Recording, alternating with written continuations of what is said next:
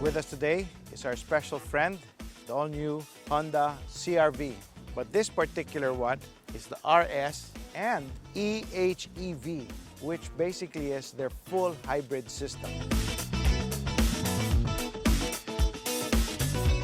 It's just the petrol engine that propels the car forward. Then you have the EVs, the electric motors, and they're the only ones that would propel the car forward. When you talk about hybrids, then you have the petrol engine and the electric motor working together to try and give you the most efficient use of the car.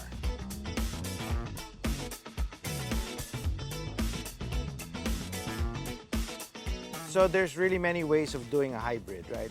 The more predominant ones I would like to mention here would be the series hybrid, let's say, which is it has both a petrol engine and an electric motor. The electric motor propels the car forward, and petrol engine only is used for generating energy to the battery. So it's what charges your batteries. Then you have the parallel. This one naman, you have again the same thing, both engines and motor there. The difference now is that the engine also propels the car forward. So you're using both the engine and the electric motor to propel the car forward.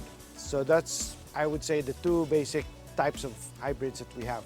And now we have the new CR-V that has the series parallel switching, which basically is, it has two clutches, one for low speed and one for high speed. They work harmoniously together.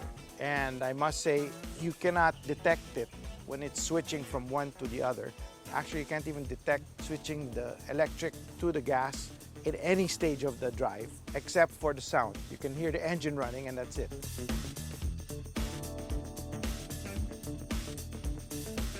But obviously, if we're using a lot of electric motor, then we're burning less fuel. And if we're only using the fuel, it doesn't require much to burn. Obviously, that also reduces our carbon emissions. So the more frugal you are, then the less carbon is emitted into the atmosphere. And what's really interesting and can really extend your mileage is learning how to regenerate.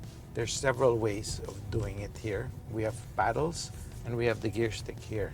You have a D, which is your normal drive mode, and then you can switch it down to B, as in boy. That would now make you generate more every time you back off.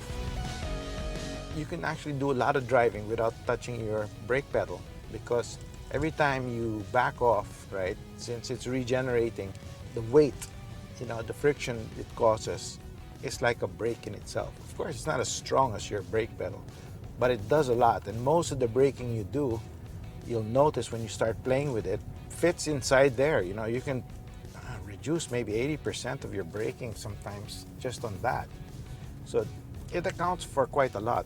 And the B, or the downshift lever on the paddle, sends it to an even stronger. So it'll brake stronger and therefore recharge more every time you hit it. So another way of looking at it is like downshifting, right? If I downshifted from 5th to 4th, that would just have a little bit of brake force. If I went down to 2nd, you'd suddenly get a giant surge of brake force, right? So the bigger the brake force, right, the more recharge you get. It's like putting gas back into the tank each time you do it. So it's a nice thing to learn. And that's not all. There's still the brakes. When you step on the brake, it even charges even more.